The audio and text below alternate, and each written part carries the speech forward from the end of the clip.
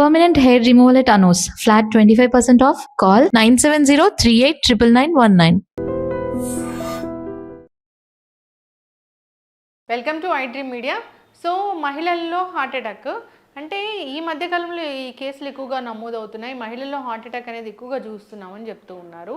దీనిలో వాస్తవం ఎంత? మహిళలకి హార్ట్ అటాక్ వస్తే అసలు ఎలాంటి లక్షణాలు కనిపిస్తాయి?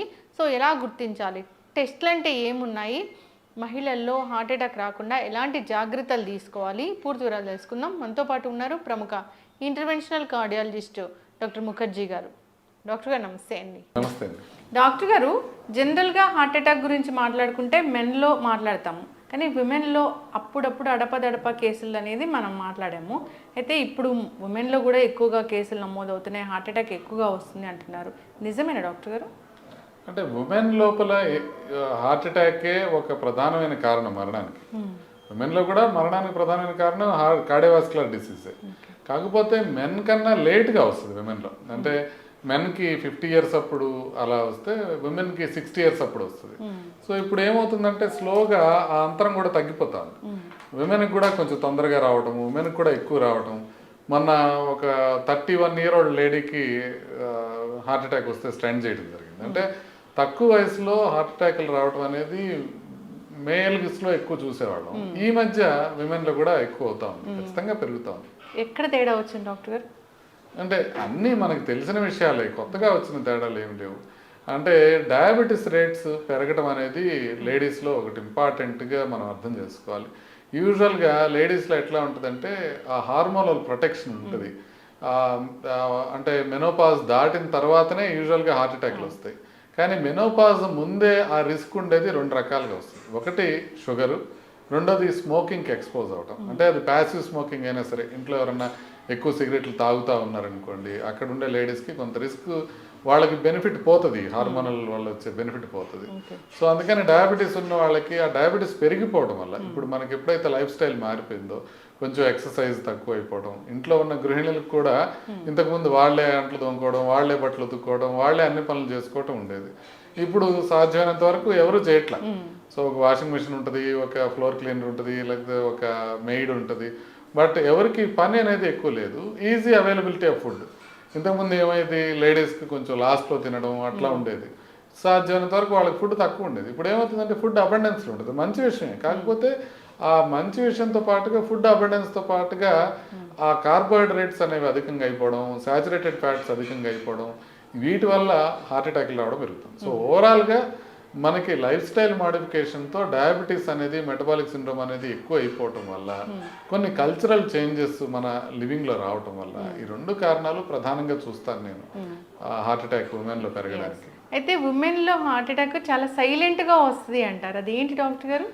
అవునండి. ఇప్పుడు మనం మామూలుగా హార్ట్ అటాక్ అంటే ఏమనుకుంటాం, ఛాతీ మధ్య భాగంలో వస్తుంది, నడిస్తే ఎక్కువ అవుతుంది, లేకపోతే తగ్గుతుంది, విపరీతంగా నొప్పి వచ్చి ఇమీడియట్గా చూడగానే అందరికీ అర్థమైపోతుంది, ఏదో హార్ట్ అటాక్ ఉంది, ఇమీడియట్గా దీన్ని తీసుకోవాలి. లేడీస్లో ఈ రకంగా రాదు. లేడీస్లో ఏ విధంగా వస్తుంది అని అంటే కొంచెం ఆయాసం రావడం, లేకపోతే కొంచెం బ్యాక్ ఏక్ రావడము, కొంచెం గ్యాస్ లాగా రావడము, ఆ సిమ్టమ్సే డిఫరెంట్గా ఉంటాయి. అంటే వాళ్ళు ఎక్స్ప్రెస్ చేయడంలో డిఫరెంట్ అని కాదు, సిమ్టమ్సే కొంచెం డిఫరెంట్గా ఉంటాయి. సో మేల్స్కి వచ్చినట్టుగా అట్లా క్లాసిక్గా రావు, కొంచెం డిఫరెంట్గా వస్తాయి. అందుకనే లేడీస్లో గుర్తుపడటం కష్టం అయిపోతుంది. సైలెంట్ హార్ట్ అటాక్స్ కూడా లేడీస్లో ఎక్కువ. నార్మల్గా సైలెంట్ హార్ట్ అటాక్స్ డయాబెటీస్ ఉన్న వాళ్ళకి, హైపర్ టెన్షన్ ఉన్న వాళ్ళకి, ఏజ్ ఎక్కువ అట్లా ఉంటుంది. అట్లాగే లేడీస్లో కూడా సైలెంట్ హార్ట్ అటాక్స్ ఎక్కువ వస్తాయి. సో దాంతోపాటుగా ఈ లక్షణాలు ఉంటాయి అన్నమాట, డిఫరెంట్గా వస్తాయి కొంచెం. ఎస్పెషల్లీ షుగర్ ఉన్న లేడీస్లో అసలు చాలాసార్లు హార్ట్ అటాక్ వచ్చిందనేది తెలియకపోవచ్చు. సో అందుకనే ముందుగా చెకప్ చేసుకోవడం, కొంచెం ఎక్కువగా ఆలోచించడం. అంటే ఇప్పుడు మనం ఏంటంటే లేడీ అనగానే 35 years లేడీ వచ్చింది, ఆవిడకి చెస్ట్ పెయిన్ అనగానే ముందు కార్డియాలజిస్టులు, ఫిజిషియన్స్ అందరూ కూడా ఈవికి ఏదో గ్యాస్ అయి ఉంటుంది, ఈవికి హార్ట్ అటాక్ అయి ఉండదు అనేది ముందే ఒక అభిప్రాయానికి వస్తారు. అందుకని డయాగ్నోసిస్ కూడా కష్టం అయిపోతుంది. సస్పెషన్ తక్కువ ఉంటుంది కాబట్టి డయాగ్నోసిస్ కష్టం అవుతుంది. సో అందుకే ట్రీట్మెంట్ కూడా డిలే అవుతుంది. సో లేడీస్లో హార్ట్ అటాక్ వస్తే కనుక వాళ్ళలో ట్రీట్మెంట్ డిలేస్ అనేవి కామన్. దాంతోపాటుగా కొన్ని పరిశోధనలు ఈవెన్ వెస్ట్రన్ కంట్రీస్లో లేడీస్ అనేటప్పటికీ టాబ్లెట్స్ కూడా కరెక్ట్గా వెళ్ళవు, వాళ్ళకి ప్రొసీజర్లు కూడా కరెక్ట్గా జరగవు. యాంజియోప్లాస్టీలు కావచ్చు, స్టెంటింగ్లు కావచ్చు, ఇవన్నీ టైంకి జరగటం కానివ్వండి, పూర్తిగా జరగటం కానివ్వండి, వీటిల్లో ఈ మగ ఆడ అనే అంతరాలు ఈవెన్ అభివృద్ధి చెందిన దేశాల్లో కూడా ఉన్నాయి. ఈవెన్ మన దేశంలో కాకుండా మిగతా దేశాల్లో కూడా ఉన్నాయి. సో అట్లా కొంచెం లేడీస్లో గుర్తుపట్టడం కష్టమే కాకుండా ట్రీట్మెంట్ కూడా కొంచెం కష్టం అవుతుంది. ఓకే, ఇప్పుడు ఈ డయాబెటీస్, ఈ బీపీ ఇలా ఉన్న మహిళలు అసలు ఎన్నాళ్ళకి ఒకసారి టెస్ట్ అనేది చేయించుకోవాలి? ఈసీజీ కానీ ఇట్లా గుండెకి సంబంధించిన టెస్టులు కానీ అసలు ఎలాంటి టెస్టులు ఉన్నాయి? అంటే 40 years దాటితే లేడీస్ అందరూ కూడా ఒకసారి ఎకో టీఎంటీ అనే 2 టెస్టులు చేయించుకొని చూసుకోవాల్సి ఉంటుంది. అవి కనుక బాగున్నాయనంటే యూజువల్గా ఇమీడియట్గా మనం ప్రమాదం ఉండే అవకాశం తక్కువ. ఈ టెస్ట్లో కూడా ఎట్లుంటాయంటే టీఎంటీల్లో లేడీస్లో ఫాల్స్ పాజిటివ్స్ కొంచెం ఎక్కువగా ఉంటాయి. ఫాల్స్ పాజిటివ్ అంటే ఏంటంటే టీఎంటీ అబ్నార్మల్ ఉంటుంది కానీ యాంజియోగ్రామ్ నార్మల్ ఉంటుంది. అంటే వాళ్ళలో బ్లాక్స్ లేకపోయినా కూడా టీఎంటీ అబ్నార్మల్ వస్తుంది. దీన్ని ఫాల్స్ పాజిటివ్ అంటారు. అది లేడీస్లో చాలా కామన్గా ఉంటుంది. సో అందుకని ఈ టెస్టుల మీద కంప్లీట్గా రిలై కాలేము. బట్ బేసిక్ టెస్ట్లు అవైతే చేయించుకోవాలి. అది 40 years దాటిన తర్వాత అందరూ చేయించుకోవడంతో పాటుగా నొప్పి ఉన్నా, ఆయాసం వస్తున్నా, ఇంట్లో రిస్క్ ఫ్యాక్టర్స్ ఎక్కువ ఉన్నాయి, అంటే బీపీ, షుగర్, కొలెస్ట్రాల్ ఇలాంటి risk factors, genetic risk factors ఎక్కువ ఉన్నప్పటికీ కూడా వాళ్ళు కొంచెం ముందే చేయించుకోవాల్సిన 40 years దాకా ఆగకుండా ముందే చేయించుకోవాల్సిన అవసరం ఉంటుంది.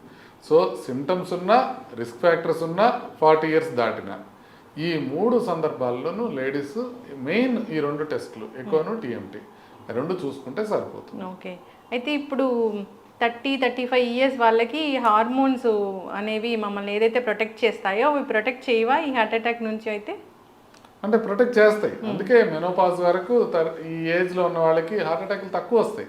కాకపోతే ఈ 2 కారణాలతో షుగర్ ఉన్నా కూడా అది నలిఫై అయిపోతుంది. అట్లాగే ప్యాసివ్ స్మోకింగ్ ఉన్నా, యాక్టివ్ స్మోకింగ్ చాలా తక్కువ ఇంకా లేడీస్లో, బట్ ప్యాసివ్ స్మోకింగ్ ఉన్నా కూడా అది నలిఫై అయిపోతుంది.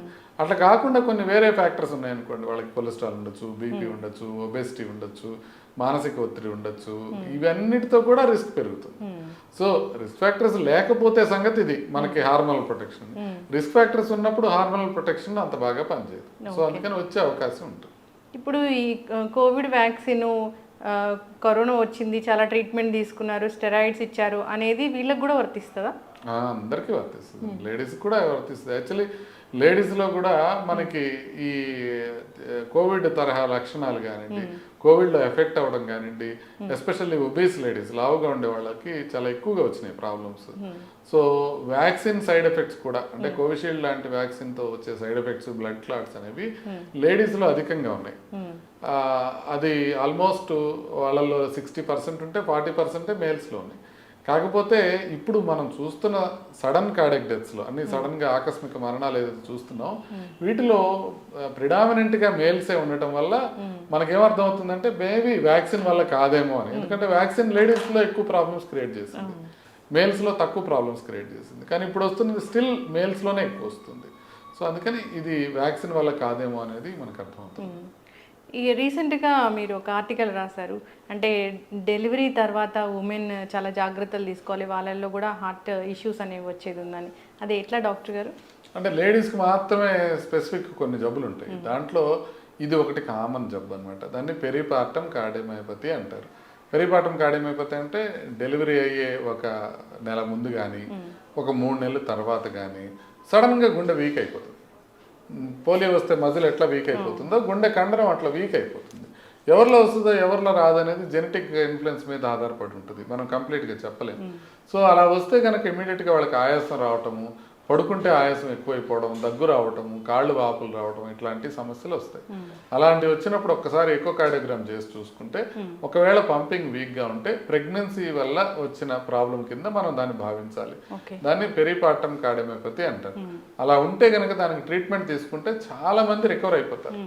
మోర్ దాన్ 60% ఏమీ ప్రాబ్లం లేకుండా రికవర్ అయ్యే ఛాన్సెస్ ఉంటాయి. ఒక 40% మాత్రం కొంచెం పంపింగ్ ఇంప్రూవ్ కాకపోయినా, లేకపోతే డిటరేట్ అయినా అయ్యే అవకాశం ఉంటుంది.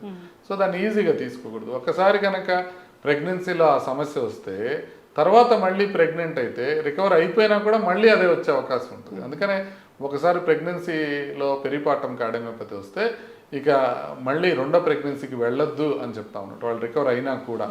సో అందుకోసమనే రికవరీ అయ్యే అవకాశం ఉంటుంది, బట్ రికవరీ అయిన తర్వాత కూడా వాళ్ళు జాగ్రత్తలు తీసుకోవాల్సిన అవసరం ఉంటుంది.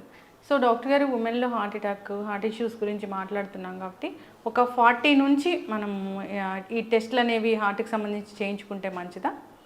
ఖచ్చితంగా హార్ట్కి సంబంధించిన టెస్ట్లు అన్నీ 40 తర్వాత చేసుకోవాలి. ఓకే. ఇప్పుడు ఈవెన్ యాంజియోగ్రామ్ తీసుకున్నారనుకోండి, యాంజియోగ్రామ్లో కూడా లేడీస్లోను మెన్లోను డిఫరెంట్గా ఉంటాయి. లేడీస్లో కొంచెం రక్తనాళాల సైజు తక్కువ ఉండడంతో పాటుగా ఒక స్పెషల్ జబ్బు ఉంటుంది, స్కాడ్ అనే ఒక జబ్బు ఉంటుంది రక్తనాళాల్లో, స్పాంటేనియస్ కరోనరీ ఆర్టరీ డిసెక్షన్ అంటారనమాట. అంటే రక్తనాళం గోడల లోపల చీలికలు ఏర్పడడం, దాంతోపాటుగా ఇరోజన్ అంటారనమాట. అంటే మామూలుగా మనం హార్ట్ అటాక్లు ఎట్లా వస్తాయి, ప్లాక్ వస్తుంది, కొలెస్ట్రాల్ ప్లాక్. ఆ కొలెస్ట్రాల్ ప్లాక్ దాని మీద క్లాట్ ఫామ్ అయ్యి దాంతో వస్తుంది, అంటే ప్లాక్ రప్చర్ అయ్యి ఆ ప్లాక్ రప్చర్ మీద క్లాట్ ఫామ్ అయ్యి మనకి హార్ట్ అటాక్ వస్తుంది. లేడీస్లో కొంత డిఫరెంట్గా ప్లాక్ ఇరోజన్ అని ఏర్పడుతుంది. అంటే పెద్ద పగుళ్ళు కాకుండా చిన్నగా గీరుకున్నట్టుగా చిన్న ప్రాబ్లమ్స్ వచ్చినా కూడా వాళ్ళ క్లాట్స్ వస్తాయి. సో అందుకని ఈ ప్లాక్ ఇరోజన్ అనేది ఒక కొత్త మెకానిజం అనమాట లేడీస్లో హార్ట్ అటాక్ రావడానికి. ఇలా లేడీస్లో రక్తనాళాల్లో కూడా డిఫరెన్సెస్ ఉంటాయి. సో 40 years దాటిన తర్వాత అందరూ చెకప్ చేయించుకోవడం మంచిది. అసలు ఇంకా ముందే కొంచెం ఇప్పుడు 20-25 దాటినప్పుడే ఒకసారి కొలెస్ట్రాల్ ఎట్లా ఉంది, బీపీ ఎట్లా ఉంది, షుగర్ ఎట్లా ఉంది అనే బేసిక్ టెస్ట్లు అయితే చేయించుకుంటే మంచిది.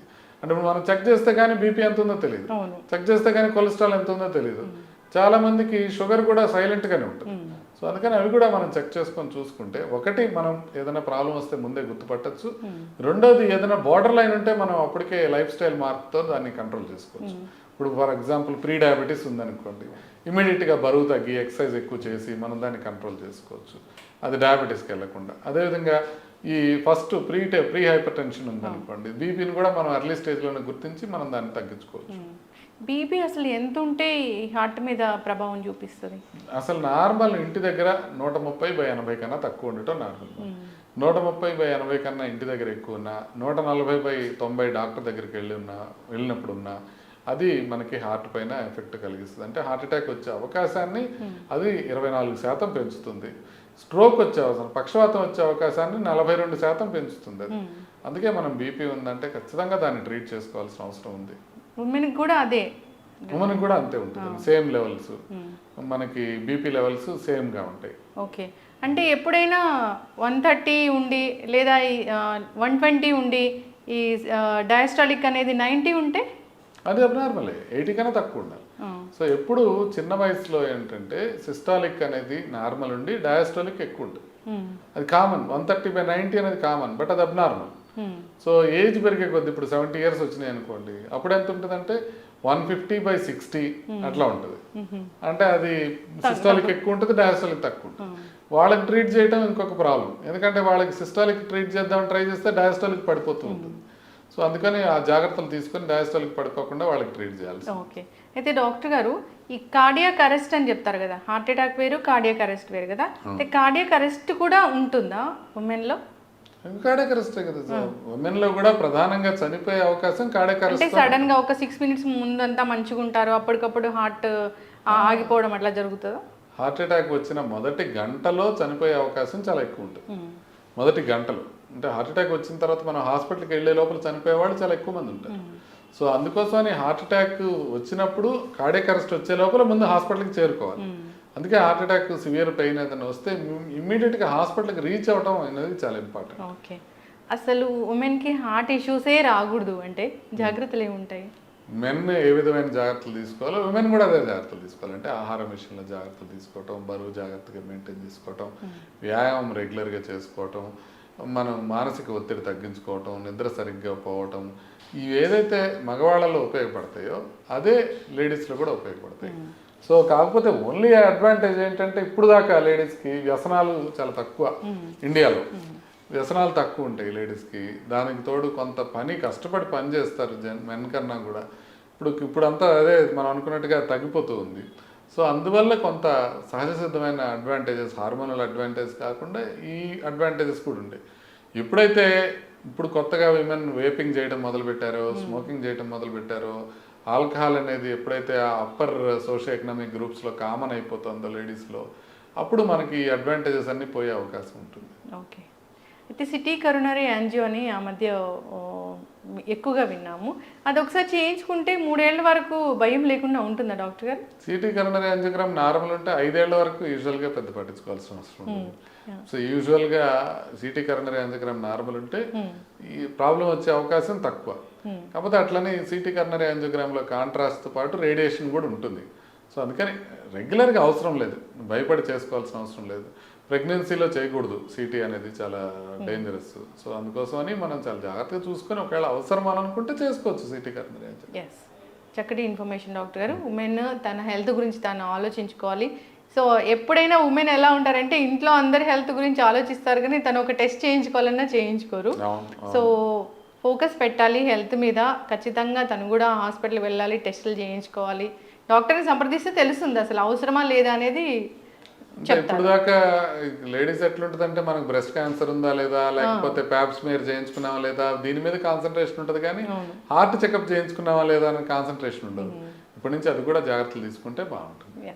చక్కటి ఇన్ఫర్మేషన్ డాక్టర్ గారు, ఫాలో అవ్వాలని కోరుకున్నామండి. నమస్తే. Sir, one life lesson what medicine has taught you. Whatever you can do without expecting.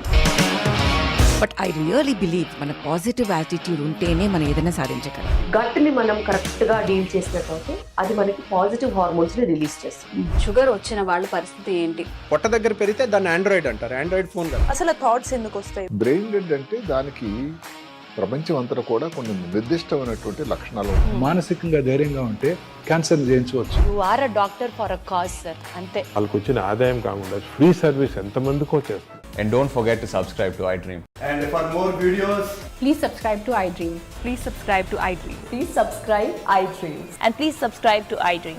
For more videos, subscribe to iDream. please like, share and subscribe to the channel. Congratulations, iDream. Subscribe to iDream. Subscribe to iDream. So subscribe to iDream Media. iDream ki iDream team andarki huge congratulations. Please subscribe iDream Media. Please subscribe to iDream. Subscribe iDream. Please subscribe to iDream. iDream అంటే నా కళల channel subscribe చేసుకున్న నోరు తిరుగుతలేదు, మీరైతే గంట గుర్తు కొట్టండి. For more such videos, please subscribe to iDream. Subscribe to iDream. Please subscribe to iDream. Please subscribe iDream Media. Please do subscribe to iDream. Please subscribe to iDream Media. For best entertainment and information, please subscribe iDream.